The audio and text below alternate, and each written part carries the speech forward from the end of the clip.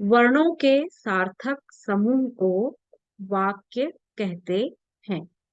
तो वर्णों के सार्थक समूह को, इसमें एक एक शब्द को हम समझेंगे। वर्ण यानी होता है अक्षर, अक्षर अक्षर जोड़कर हम बनाते हैं शब्द, और शब्द सार्थक होते हैं।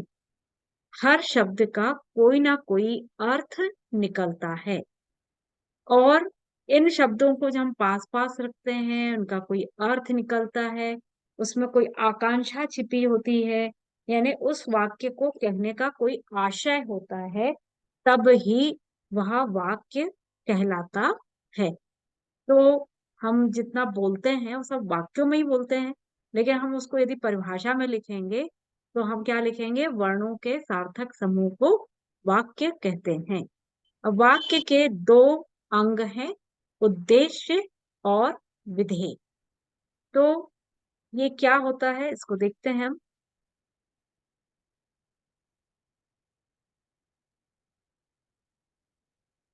देखिए यहाँ कुछ वाक्य लिखे हुए हैं। राम के अनुज लक्ष्मण ने परशुराम का क्रोध भड़का दिया। बहुत लंबा वाक्य है। राम के अनुज, अनुज यानी छोटे भाई, लक्ष्मण ने परशुराम का क्रोध भड़का दिया। तो इसमें क्या बताना हमें मुख्य है? राम के अनुज लक्ष्मण ने, ये हो गया उद्देश्य।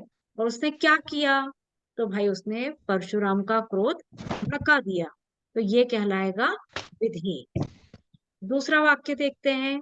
रंग बिरंगे फूल सभी का मन मोह लेते हैं। रंग बिरंगे फूल क्या करते हैं? सभी का मन मोह लेते हैं। तो कौन मोह लेता है? तो इसका प्रश्न का जो उत्तर मिल रहा है वो है रंग बिरंगे फूल। तो ये कहलाएगा उद्देश्य। और क्या करते हैं? वो कहलाएगा विधेय। तीसरे वाक्य को फिर से देखते हैं, हम उससे भी समझ लेते हैं। पुलिस की वर्दी में आए आतंकी। कौन आए? आतंकी। अचानक गोली चलाने लगे। क्या करने लगे? अचानक गोली चलाने लगे। तो दो प्रश्न हमने किया यहाँ पे वाक्य में, कि कौन और क्या किया। तो दोनों प्रश्न के जब हमको उत्तर मिलते हैं तो उससे हम ये डिसाइड कर लेते हैं कि उद्देश्य क्या है और विधेय क्या है। नीली जर्सी वाली फुटबॉल टीम ने लगातार कई गोल किए। तो नीली जर्सी वाली, ये हो गया फुटबॉल टीम, ये हो गया उद्देश्य। और लगातार कई गोल किए, ये कहलाएगा विधेय। तो ये उपयुक्त सारे जो चार वाक्य दिए हैं, ये क्या है? ये एक सरल वाक्य हैं। और इन सरल वाक्यों से हम उद्देश्य और विधेय बहुत आराम से समझ सकते हैं। तो आपको भी समझ में आ गया होगा। आगे देखते हैं वाक्य की क्या परिभाषा बनती है। तो शब्दों के सार्थक समूह को ही वाक्य कहते हैं। सार्थक का मतलब होता है अर्थ रखने वाला, मतलब जिसका कोई ना कोई अर्थ निकल रहा हो, उसे हम कहते हैं सार्थक। यानी शब्दों का ऐसा समूह जिससे कोई अर्थ निकल रहा हो, वह वाक्य कहलाता है। तो वो कितनी सरल परिभाषा है कि शब्दों के सार्थक समूह को वाक्य कहते हैं, या फिर सार्थक अ, शब्दों के समूह को वाक्य कहते हैं, या वाक्य वह कहलाता है जिसका कोई, जैसे जिन शब्दों का कोई अर्थ निकल रहा हो। तो इस तरह से बहुत सरल परिभाषा हम उसको याद करते हैं। उदाहरण भी देख लेते हैं हम इसका। आकाश भागता रहता है। अब यहाँ आकाश आसमान नहीं है, ये कोई बच्चा है। तो आकाश भागता रहता है, इससे हमको समझ में आ रहा है ना कि कोई भाग रहा है। श्याम पढ़ाई करता है। कोई पढ़ाई करता है, वो कौन है? श्याम है। सारे शब्दों का अर्थ हमें यहाँ पर समझ में आ रहा है, इसलिए हम इसको क्या कहते हैं? वाक्य। अब इसमें एक चीज देखो कि ये शब्द भी कैसे पास पास लिखे हुए हैं, है ना? यदि हम ये आकाश यहाँ लिख देते और थोड़ी दूर पर जाकर भागता लिखते, है ना, तो हमें फिर वाक्य समझ में नहीं आता। ये भी वाक्य के कुछ अंग होते हैं, उनसे हम ये समझ सकते हैं। वाक्यों का वर्गीकरण देखते हैं। तो वाक्यों के वर्गीकरण में हम दो भेद कर सकते हैं। एक होता है रचना के आधार पर वाक्य, और दूसरा है अर्थ के आधार पर वाक्य। बच्चों, ये बहुत ही सरल विषय है, लेकिन हमें कठिन लगता है। तो सरल वाक्य, संयुक्त वाक्य, मिश्रित वाक्य, ऐसे जो है अ, तीन भेद होते हैं रचना के आधार पर। और अर्थ के आधार पर वाक्य के 8 भेद होते हैं।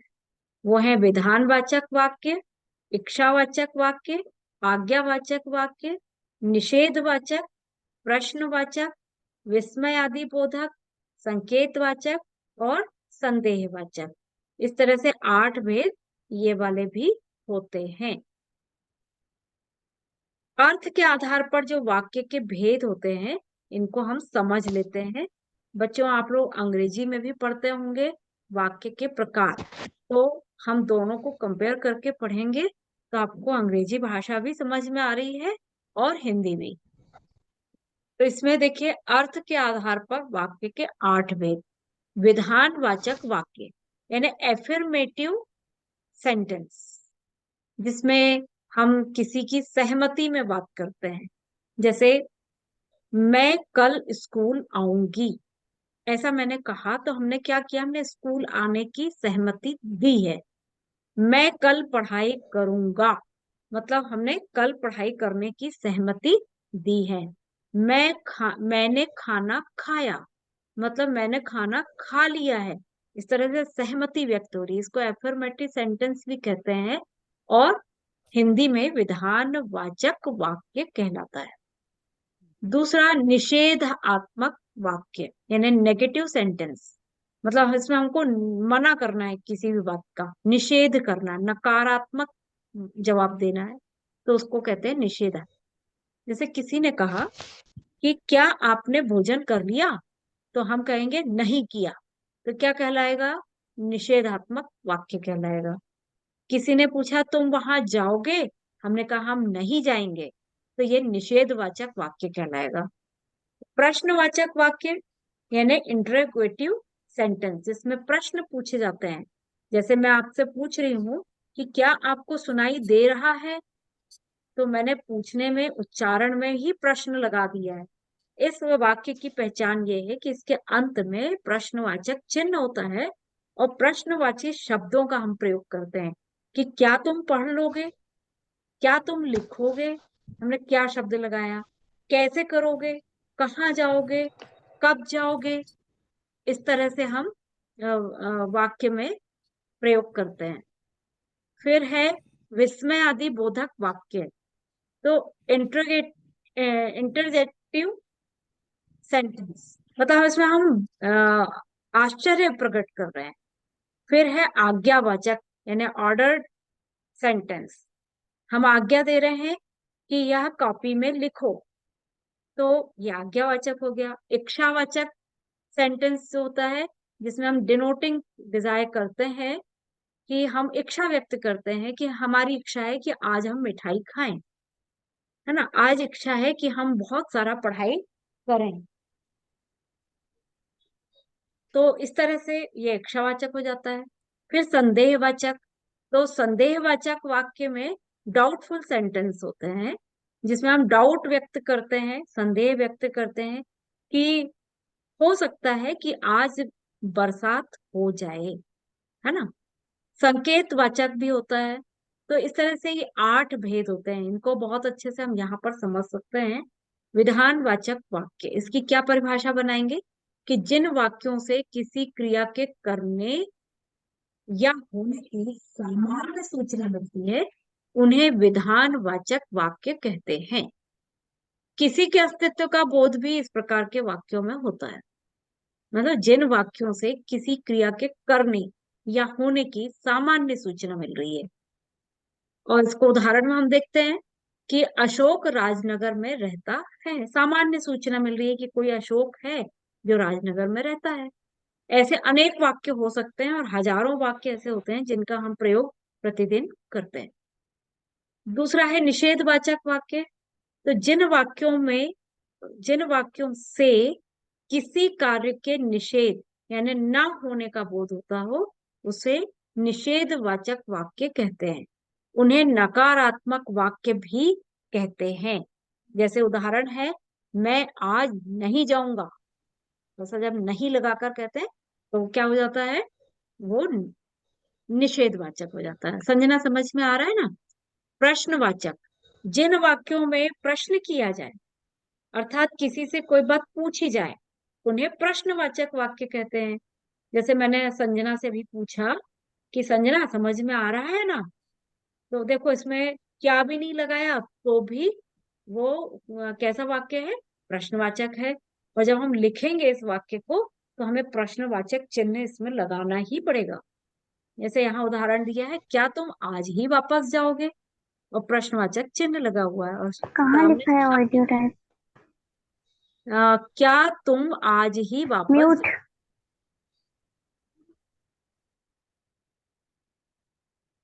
ओके। हम्म। अब देखो विस्मय आदि वाचक वाक्य, तो इसमें नहीं क्या लिखा आया। हुआ है, जिन वाक्यों में विस्मय, आश्चर्य यानी हर्ष, शोक, घृणा आदि के भाव व्यक्त हो, उन्हें विस्मय आदि वाचक वाक्य कहते हैं। उदाहरण लिखा हुआ है, वाह कितना अद्भुत दृश्य है। जब हम इस तरह से बात करते हैं, अभी देखो हम कोई भी सुंदर वस्तु देखते हैं, जैसे हमने ताजमहल देखा तो हम बोलते हैं वाह कितना सुंदर है, कितनी सुंदर इमारत है, वाह कितना सफेद संगमरमर है ना? ऐसे हम व्यक्त करते हैं अपना विस्मय। हम शोक भी ऐसे ही ग्रहण कर सकते हैं कि जैसे मान लीजिए किसी की मृत्यु हो गई तो हम बोलते हैं अरे ये कैसे हो गया। तो यहाँ पर भी विस्मय आदि वाचक वाक्य ही है। और जब हम घृणा बोलते हैं, यदि कहीं कोई जीव मर गया, जैसे कहीं कुत्ता मर गया है और उसकी स्मेल बहुत आ रही है, तो हम नाक बंद करते हैं, कितनी तेज स्मेल आ रही है, गंदी बदबू आ रही है, ऐसा हम बोलते हैं। तो वो भी विस्मय आदि वाचक वाक्य कहलाता है। आज्ञावाचक वाक्य कैसा होता है, जिन वाक्यों से आज्ञा या अनुमति देने का बोध हो, उन्हें आज्ञावाचक वाक्य कहते हैं। उदाहरण है इसका कि तुम बाजार चले जाओ। कुछ भी, हमें अपनी मम्मी वगैरह, पापा आदेश देते हैं, शिक्षक आदेश देते हैं, तो ये सारे वाक्य क्या कहलाते हैं, आज्ञावाचक कहलाते हैं। फिर है इच्छावाचक, यानी वक्ता की इच्छा, आशा या आशीर्वाद को व्यक्त करने वाले वाक्य इच्छावाचक वाक्य कहलाते हैं। क्या है इसमें उदाहरण देखिए, मैं चाहता हूं कि मैं भी कल तुम्हारे साथ ही घर चलूं। तो हमने क्या कर दी, यहाँ पे चाहता हूं बोलकर अपनी इच्छा व्यक्त कर दी। संदेहवाचक वाक्य कैसे होते हैं, जिन वाक्यों में कार्य के होने में संदेह अथवा संभावना का बोध हो, उन्हें संदेहवाचक वाक्य कहते हैं। जैसे उदाहरण दिया है इसमें, शायद मैं देर से लौटूं, यानी पक्का नहीं है लेकिन हो सकता है कि मैं देर से लौटूं। तो यह इस तरह से संदेह व्यक्त कर दिया हमने। फिर संकेतवाचक में क्या आएगा कि जिन वाक्यों से एक क्रिया के दूसरी क्रिया पर निर्भर होने का बोध हो, उन्हें संकेतवाचक वाक्य कहते हैं। देखो परिभाषा में तो हमको शायद ये कठिन लगे, लेकिन ये बहुत ही सरल है। कैसा है, इनको हेतुवाचक वाक्य भी कहते हैं। और इन वाक्यों में कारण, शर्त आदि का बोध होता है। जैसे अगर तुम मेरे साथ रहोगे तो मुझे सुविधा होगी। जैसे मैं आपसे कहूं कि यदि बच्चों आप पढ़ोगे तो आपको याद हो जाएगा, ऐसा हम बोल सकते हैं इसको। आप पढ़ोगे तो निश्चित रूप से पास हो जाओगे, ऐसा हम बोल सकते हैं। ओके।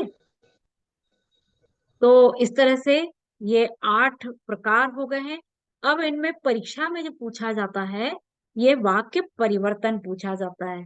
कि हमने ये तो समझ लिया, अब हमें मान लीजिए किसी वाक्य में परिवर्तन करने के लिए आ सकता है। इसको कहते हैं वाक्य रूपांतरण। अर्थ के आधार पर वाक्य के 8 भेद होते हैं।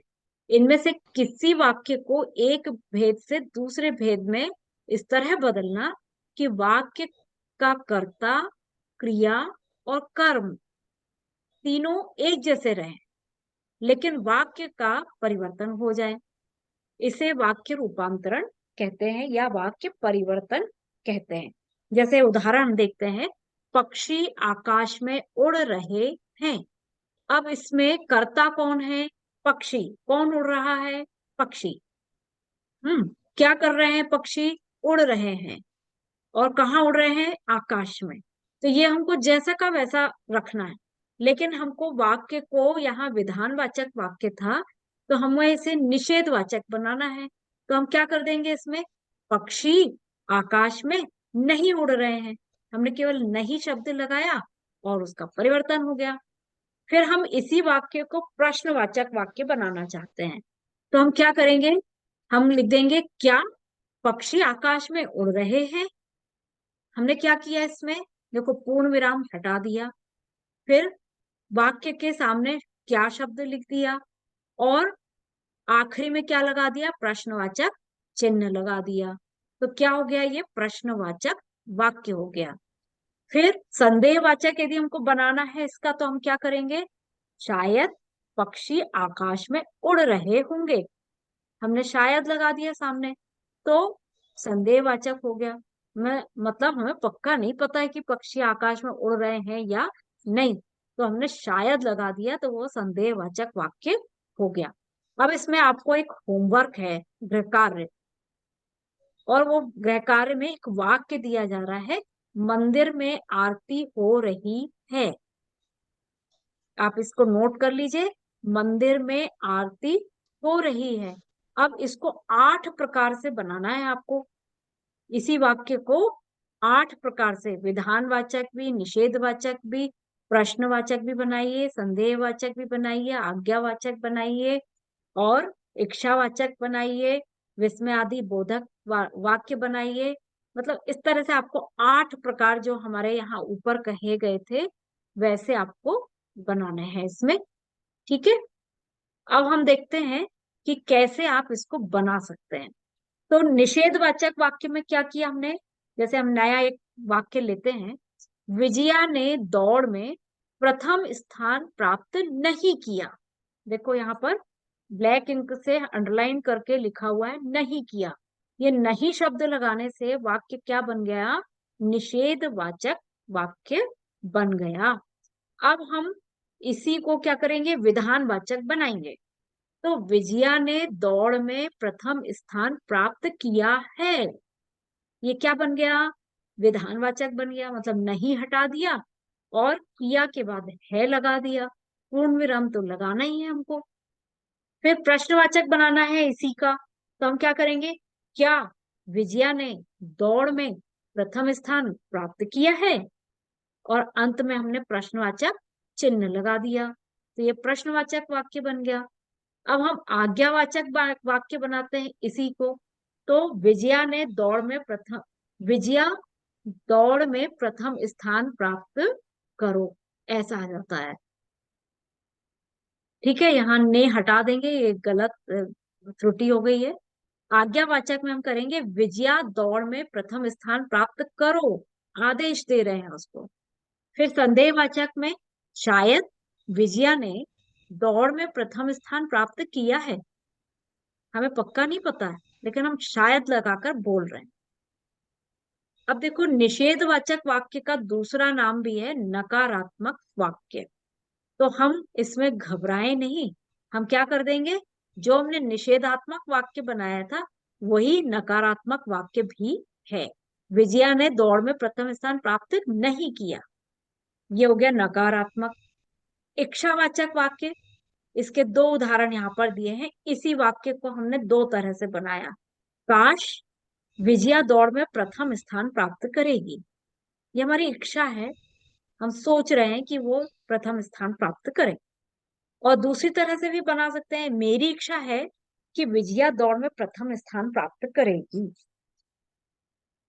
फिर विस्मयवाचक वाक्य बनाना है, तो हम इसी को बना सकते हैं, अरे वाह फिर हमने विस्मय बोधक चिन्ह लगा दिया और फिर कह दिया विजया ने दौड़ में प्रथम स्थान प्राप्त किया है। मतलब बाद का जो वाक्य है वो पूरा का पूरा विधानवाचक वाक्य है, लेकिन उसके सामने क्या लगा दिया? सिर्फ हमने अरे वाह और विस्मय आदि बोधक चिन्ह, है ना। वरुण, समझ में आ रहा है ना? ध्यान दो इसको। संकेतवाचक वाक्य, विजया ने दौड़ में प्रथम स्थान प्राप्त कर ही लिया, मतलब ये बिल्कुल तय हो गया कि उसने कर ही लिया। इसको हम दूसरे तरीके से भी बना सकते हैं। क्या कर सकते हैं इसमें संकेतवाचक में? यदि विजया और मेहनत करती तो दौड़ में प्रथम स्थान प्राप्त करती। हम यदि लगाकर भी इसको बना सकते हैं। ठीक है, तो इस तरह से हम वाक्य परिवर्तन कर सकते हैं। अब अगला देखते हैं, रचना के आधार पर वाक्य के भेद। बच्चों ये बहुत महत्वपूर्ण विषय है और परीक्षा में तो पूछता ही है। इसके अलावा भी यदि हमें अपने बातचीत के कौशल में यदि हम इनको सीख लेते हैं ना, तो बहुत ज्यादा प्रभावशाली भाषा हमारी बन जाती है। तो क्या देखते हैं हम? रचना अथवा बनावट के आधार पर वाक्य के 3 भेद होते हैं। इसके पहले जो 8 भेद हमने देखे थे वो अर्थ के आधार पर थे, और अब ये जो 3 भेद हैं वो है रचना के आधार पर। सरल वाक्य, संयुक्त वाक्य और मिश्र वाक्य। बच्चों ये बहुत ही सरल है। देखो, सरल वाक्य, जिन वाक्यों में एक उद्देश्य तथा एक विधेय होता है उन्हें सरल वाक्य कहते हैं। या हम दूसरे तरीके से इसकी परिभाषा करें कि जिस वाक्य में एक कर्ता है, यानी कार्य करने वाला, एक क्रिया है, उस वाक्य को हम क्या कहेंगे? सरल वाक्य। उदाहरण देखो, वर्षा हो रही है ना, कितना सिंपल उदाहरण है। वर्षा हो रही है, अब इसमें वर्षा हो गई कर्ता, और हो रही है यह है क्रिया। मतलब एक ही कर्ता एक ही क्रिया, कर्म भी एक ही और क्रिया भी एक ही है। तो इस तरह से राम आम खाता है, तो इसमें राम कर्ता है, आम कर्म है और खाना क्रिया है। तो ऐसे जो वाक्य होते हैं वो सरल वाक्य होते हैं। और इन वाक्यों को समझने के लिए कुछ कठिनाई होती नहीं है, लेकिन फिर भी हम क्वेश्चन कर सकते हैं इसमें। जैसे वर्षा हो रही है, तो हम वर्षा शब्द को हटा दें और वहां रख दें क्या हो रही है, उत्तर मिलेगा वर्षा हो रही है। हम्म फिर हम हो रही में हाथ लगाएं, उसको ढाक दें, और फिर वर्षा, तो वर्षा के आगे प्रश्न चिन्ह, मतलब क्या हो रही है। तो ये हमको उत्तर मिल रहा है उसका। ये सरल वाक्य, मतलब एक ही उसका उद्देश्य है और एक ही उसका विधेय है। अब संयुक्त वाक्य क्या होता है? जिन वाक्यों में दो या दो से अधिक स्वतंत्र उपवाक्य किसी समुच्चय बोधक अव्यय के द्वारा जुड़े होते हैं उन्हें संयुक्त वाक्य कहते हैं। जैसे उदाहरण लो, हम इसको उदाहरण से अच्छा समझ पाएंगे। देखो, माँ बाजार गई और सब्जियां लेकर आई। अब इसमें और पहले वाक्य में क्या अंतर है? जैसे सरल वाक्य के उदाहरण में हम रखते हैं माँ बाजार गई, ये हो गया सरल वाक्य। सब्जियां लेकर आई, ये भी एक सरल वाक्य है। लेकिन इन दोनों सरल वाक्यों को हमने किस शब्द से जोड़ दिया है? यहाँ पे और शब्द से जोड़ दिया है। तो ये जो और शब्द से हमने जोड़ा है वो क्या कहलाएगा? उस जोड़ने से ये पूरा दो वाक्य एक बन गए। हम्म कैसे बन गए एक? माँ बाजार गई और सब्जियां लेकर आई। तो ये हो गया संयुक्त वाक्य। हम इसको सरल वाक्य में भी बना सकते हैं यदि हम उसका समुच्चय बोधक अव्यय यानी और शब्द हटा देते हैं। जैसे मीना, लीना और टीना बाजार गई, ऐसा बोलते हैं ना हम लोग। राम, लक्ष्मण और सीता वन में गए। तो ये कैसा वाक्य हो गया? संयुक्त वाक्य। लेकिन अभी इसमें थोड़ा सा हमें और समझना होगा। राम, लक्ष्मण, सीता वन में गए और झोपड़ी बनाकर रहने लगे, कुटिया बनाकर रहने लगे। अब देखो, एक लंबा वाक्य बोला हमने, लेकिन उस लंबे वाक्य में तीन तरह की क्रियाएं आ गई। एक तो वो वन में गए, फिर उन्होंने झोपड़ी बनाई, फिर वो वहां रहने लगे। तो इस तरह से हमने और लगा के संयुक्त वाक्य बना दिया उसको। हम्म। अब मिश्र वाक्य क्या होता है? जिस वाक्य में एक मुख्य उपवाक्य हो और अन्य उपवाक्य उस पर आश्रित हो, उसे मिश्र वाक्य कहते हैं। मिश्र वाक्य के उपवाक्य की जैसा तैसा, जो, वह, जब, तब, क्योंकि आदि व्याधिकरण योजकों से जुड़े रहते हैं। योजक शब्दों से जुड़े रहते हैं। उदाहरण दिया है, जैसे ही शाम हुई बिजली चली गई। तो यहाँ जैसे शब्द लगाया है ना, तो जैसे शब्द लगाने से ये कौन सा वाक्य बन गया? मिश्र वाक्य। तुम ऐसा करो कि कल पुस्तक कॉपी लेकर स्कूल जरूर आना। तो मैंने क्या किया, की लगाकर पूरा सेंटेंस बोला है, वाक्य बोला है। ये वाक्य कैसा है? मिश्र वाक्य है। जैसे मैं आपको कहूं कि कल सोमवार है, आप लोग हिंदी की पुस्तक कॉपी लेकर स्कूल जरूर आना। हम्म। और स्कूल आकर यह कार्य करना। तो एक वाक्य मैंने कहा, लेकिन उसमें तीनों वाक्य आ गए। सरल वाक्य भी आ गया इसमें, संयुक्त वाक्य भी आ गया, और मिश्र वाक्य भी आ गया। ऐसी कई बातें हम लोग जब आपस में बातचीत करते हैं, मम्मी से, पापा से, अपने मित्रों से बात करते हैं, या किसी से भी हम जब बात करते हैं, बाजार जाते हैं, दुकान जाते हैं कुछ खरीदने, तो हम इस तरह की बातों को, इन वाक्यों को प्रयोग करते हैं। लेकिन अब हमको चूंकि इसकी परिभाषाएं लिखनी है, तो हमको लग रहा है हम कैसे लिखेंगे, लेकिन ये बहुत ही सरल है। मिश्र वाक्य में जिस वाक्य में एक मुख्य वाक्य है, जैसे बिजली चली गई, ये मुख्य वाक्य, और अन्य उपवाक्य आश्रित है। जैसे ही शाम हुई, तो शाम हुई इसके ऊपर बिजली चली गई, ये वाला वाक्य आश्रित है। तो जैसे ही शाम हुई ये मुख्य वाक्य हो गया, और बिजली चली गई ये आश्रित उपवाक्य हो गया। मतलब यह उस पर आश्रित है। ठीक है। इस तरह से ये वाक्य के भेद होते हैं। अब देखो, सरल वाक्य का और उदाहरण देख लेते हैं। सरल वाक्य है, मेरी काली बकरी खेत में चर रही है। हम्म। दूसरा उदाहरण देखते हैं, प्रातःकाल होने पर पक्षी चहचहाने लगे। अब इन्हीं वाक्यों को हम संयुक्त वाक्य बनाते हैं। मेरी बकरी काली है और खेत में चर रही है।